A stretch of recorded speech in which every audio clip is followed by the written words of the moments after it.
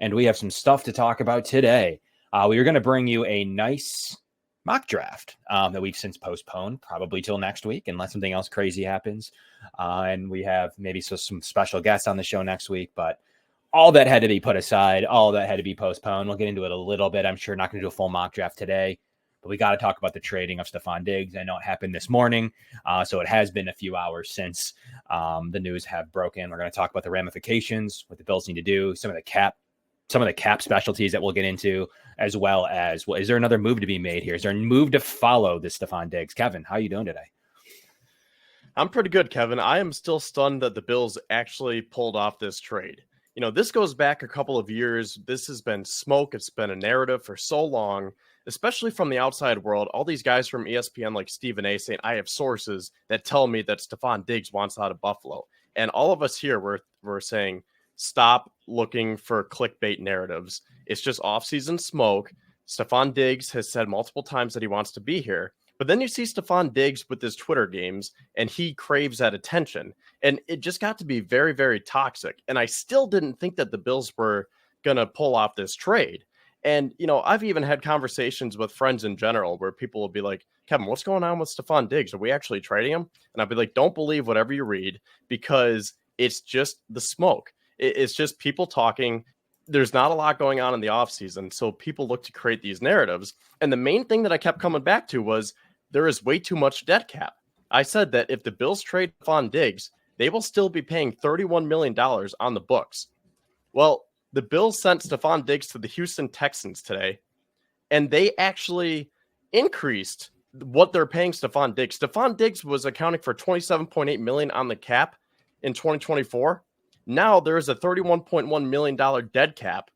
And the fact that the Bills are paying Stefon Diggs to not be on the roster speaks volumes.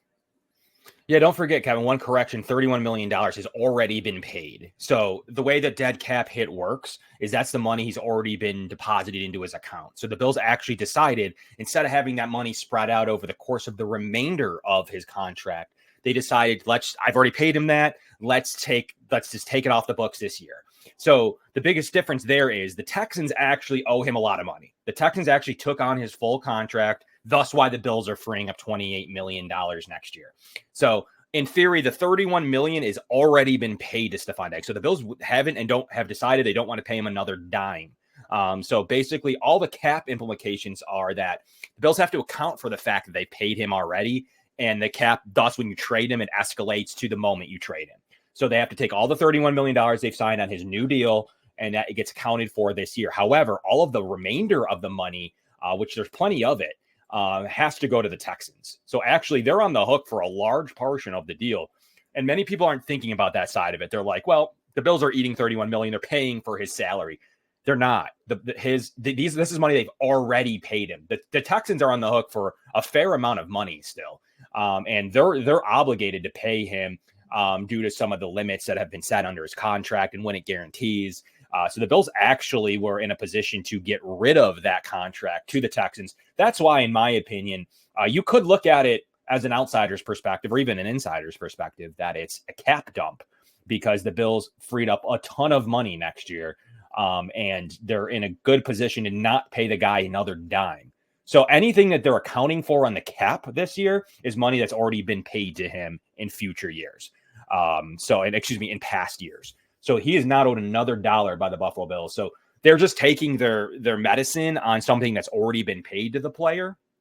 However, they determined that they do not want to stroke any more money to him. Hence the $20 million that's basically going to the Texans that they have to pay of the deal. So there's a cap ramification, $28 million freed, and $20 million in actual cash that the Bills are not paying. So realistically, there's a ton of money the Bills had expected, Terry Pagula and Brandon Beane, in real cash, had expected to pay Stefon Diggs this year and are not. So does that mean that they will make a move? It does seem to point that way, that another move could be following a move where they're saving actual cash and have the cap space in future years to boot. Because next year they're in great shape, and in 2 years, they're in really great shape. So there's a lot of maneuvering that can be done behind this.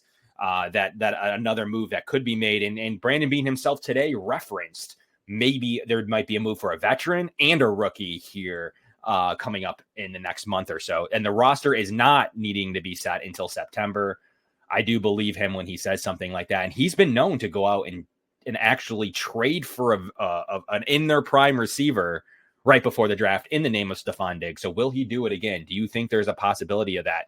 Are you expecting a follow-up move here, Kevin? Or are you not in the camp that thinks that there's something, or are they just going to play it safe in the draft?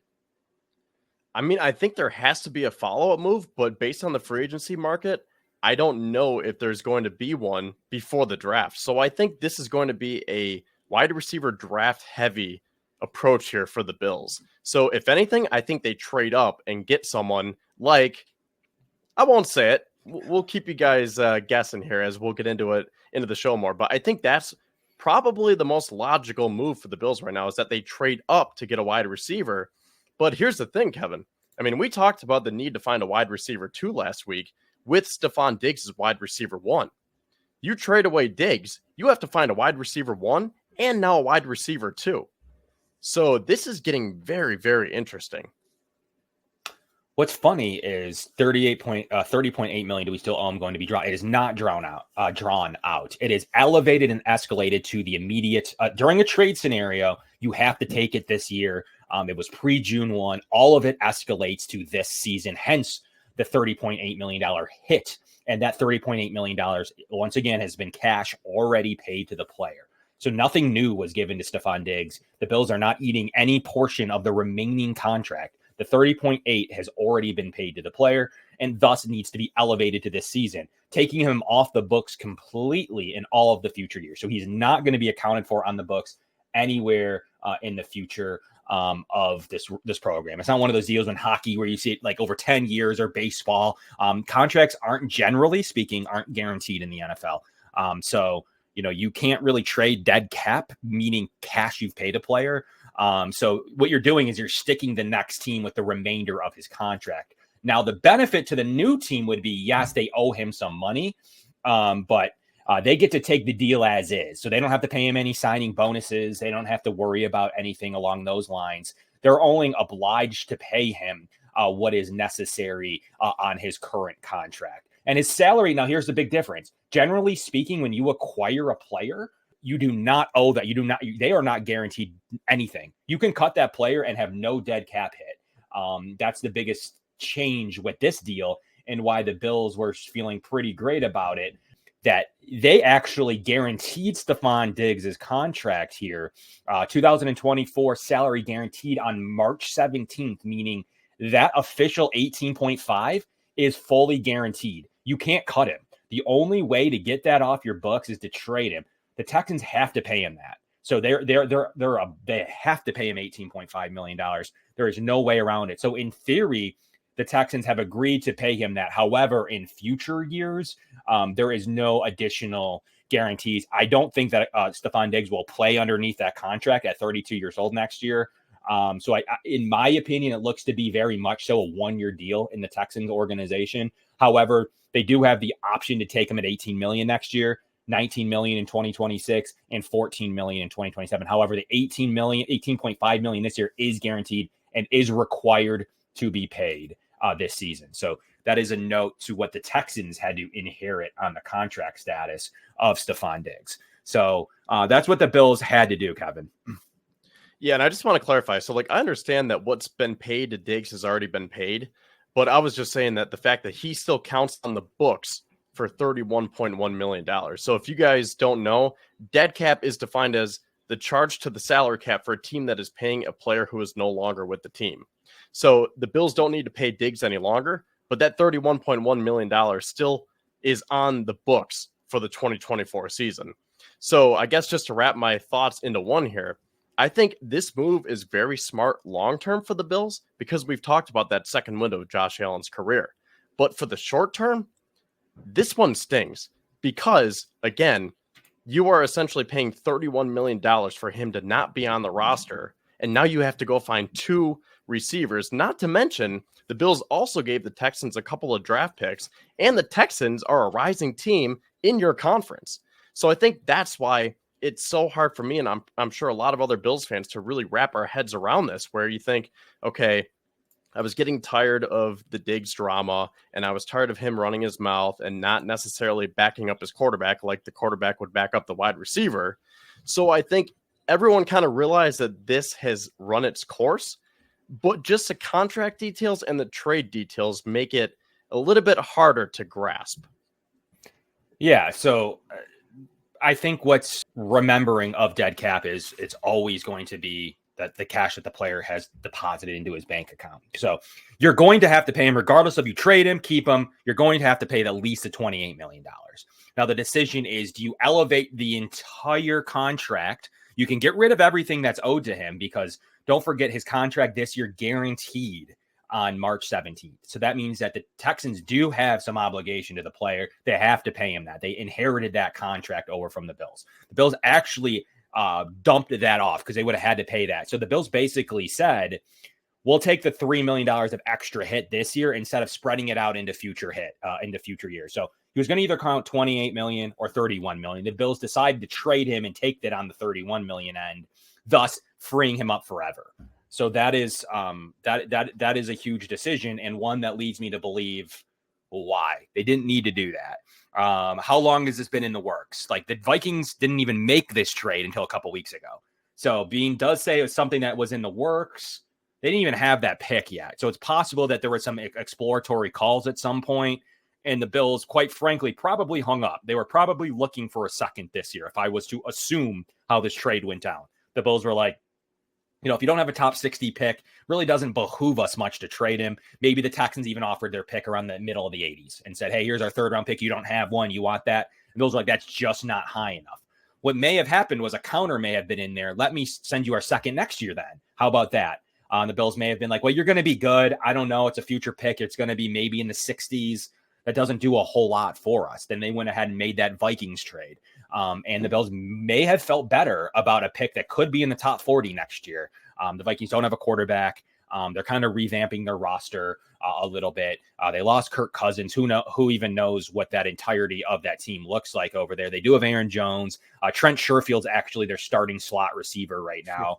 And they had to overhaul a little bit of that defense there for Kevin O'Connell. So we'll see how that looks. It's not a guarantee that they're bad, but it's certainly looking like it. So in return, the Texans on said, fine, we'll send you that Vikings pick, but we're going to need you to throw in that 5 and that 6. So to me, it made sense where the Bills gave in on that rather than taking a potential later pick in the second round or a third round this year. The Bills were like, let me go big game hunting and let me try a possibility to get a pick in what they think could maybe be in the later 30s. So they're taking a little bit of a risk, because I have to imagine, we talked about this. I thought this was pretty funny. At what point were the Texans like, we're not taking Diggs. This deal is over. This deal's done if you don't include a 6th round pick this year. Like that is the biggest kicker to me. Like, did they at some point determine that they need a 6? It had to come from the Bills side saying, hey, we want that Vikings second, not your second. So we'll give you a 6 this year to kind of compensate the difference, right? Like, what do you think the deal is? Why the Texans were like, give me that 6th round pick 189 this year or no deal? Like, how do you think that transpired? That seems like a weird pick to have in a deal of this magnitude. Yeah, and I'm wondering what other teams were involved, because Bean said today that, teams have inquired for years about Diggs. And maybe I shouldn't say years, but he at least said that this has gone back a while, where they're always answering the phone and teams will call and say, hey, is Diggs available? So I wonder if there were any other takers out there, or if it was just the Texans. And I'm wondering what some potential other deals were. Like, what do we think? Is there another team that made sense for Diggs? Because I'm sure you could say any team would want a guy like Stefon Diggs. Yeah, like the Cowboys. Perfect example, because of all the smoke there with Trayvon Diggs. So I really wonder if Brandon Beane was on the phone with any other GM, and I wonder what their proposals were. Like, was this the best deal that Buffalo could have gotten? Because I'll admit, when I saw this, I was like, the Bills gave up Diggs for a bag of peanuts. I mean, if you look at the historical precedent on receivers in their 30s, like, this was a fairly sizable offer. And the Bills, I believe, Matt, and then don't forget what we just talked about for the first start of the show with the contract. Yes, the Bills have 31 million dead, but the Texans did take the 18.5 guaranteed and the remainder of his contract in return as well. So the Bills cleared up their cap situation in future years, and then did dish their premium second round asset. And don't forget, the Texans don't have a first this year now. The Texans have traded one of the compensation pieces they got for not having a first this year. So they're very much in a position now where they only have a second this season. And then they obviously have their original second next year now because they traded the Vikings. So they got rid of some of the benefit of what they were doing trading back. They're not going to have a player now until about the late 50s. Yeah, and I think you alluded to this too. Like other top receivers that have gotten traded, like Keenan Allen went for a fourth. Jerry Jeudy was a fifth or a sixth, I believe. Amari Cooper was a fourth or a fifth. Yeah. So the fact that the Bills were able to get a second round pick for Diggs, considering that he's on the other side of that hill in his career, I think that is good. But again, just everything together, when I first saw that, I'm like, that's all the Bills got for Stefon Diggs. And I want to go back to a comment here. It was from John when we were talking about the salary cap. So he asks, is 31 million added to our cap? I'm confused. So only 3.3 was added to the cap. Diggs accounted for 27.8 million prior to this trade, and then that 3.3 was added onto that dead cap. So right now, Stefon Diggs accounts for $31.1 million on the Bills' 2024 salary cap. So Brandon Beane said today that they have roughly $3 million in cap space.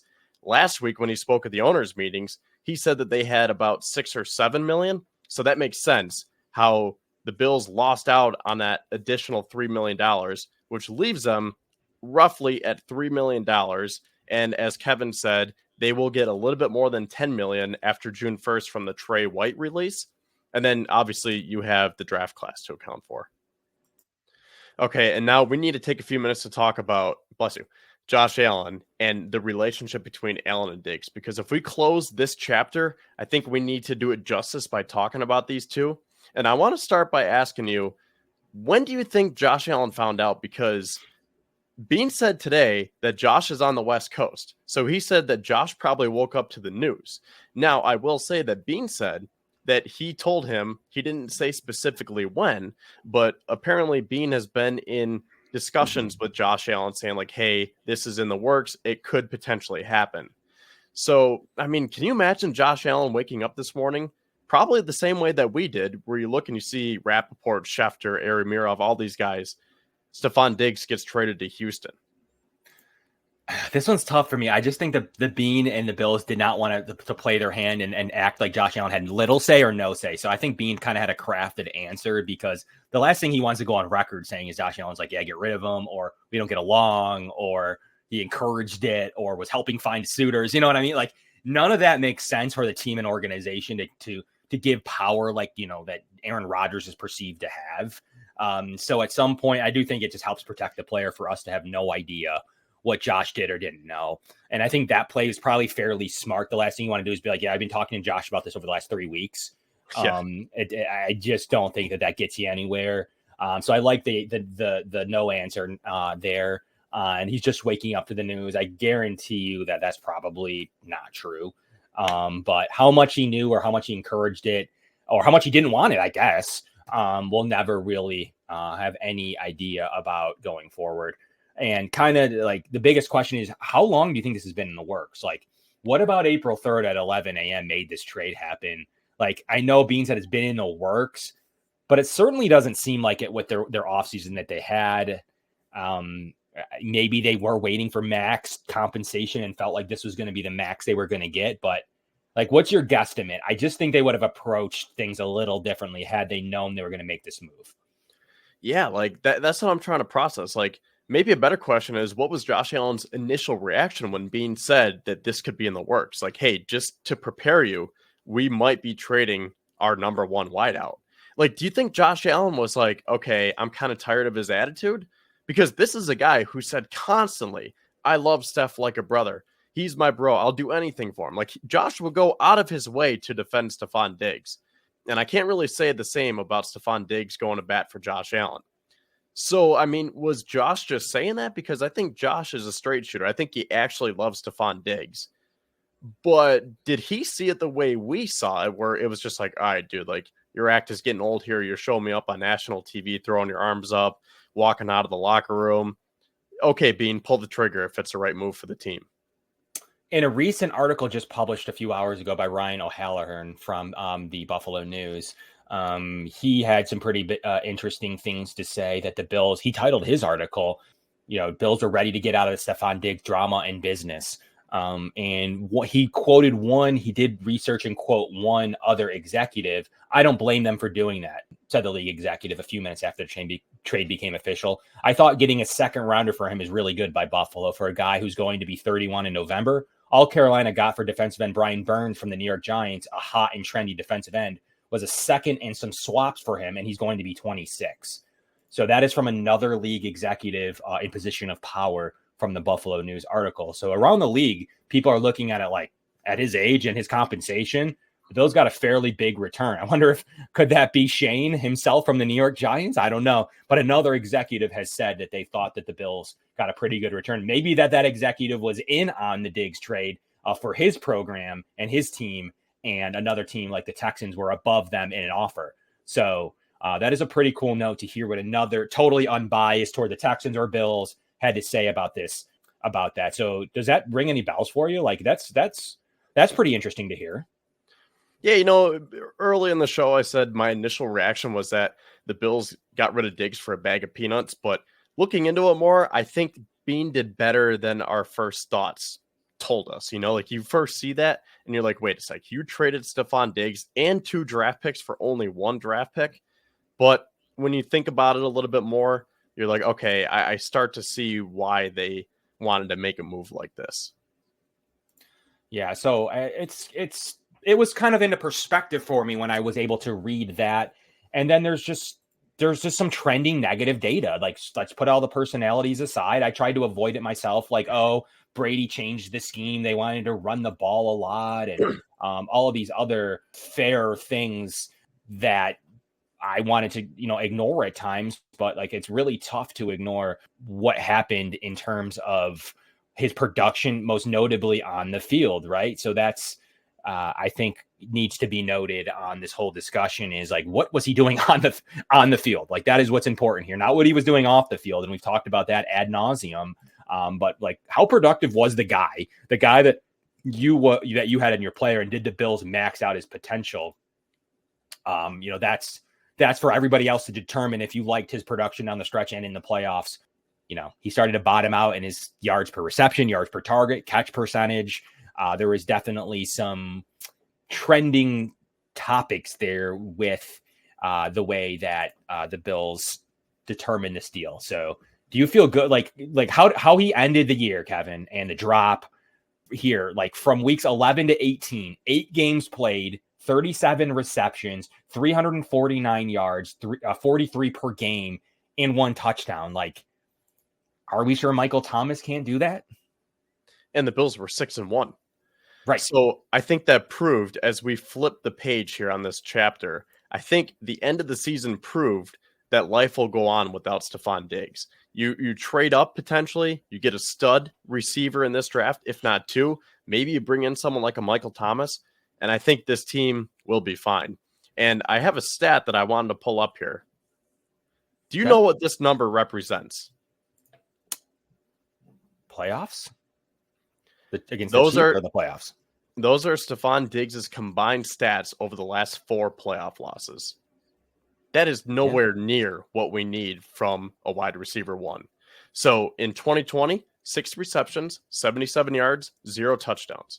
2021, 3 catches for 7 yards and no touchdowns. 2022, 4 catches, 35 yards, no touchdowns. This year against the Chiefs, 3 receptions, 21 yards, 0 touchdowns. So he had a combined 16 catches for 140 yards and not 1 touchdown in the 4 games that the Bills lost in the playoffs. So I think that speaks volumes because, look, for as much as people want to talk about Allen and Diggs and say, well, Diggs made Allen or Allen made Diggs, I'll say this.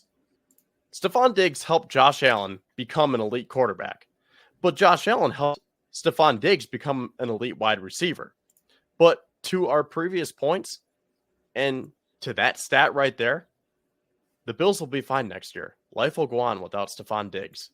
As much as it might sting today, like Brandon Beane said, I'm competitive and we're going for it because this is only April and the season starts in September. Actually, he had a quote here. He said, "I'm competitive as hell. I ain't giving in."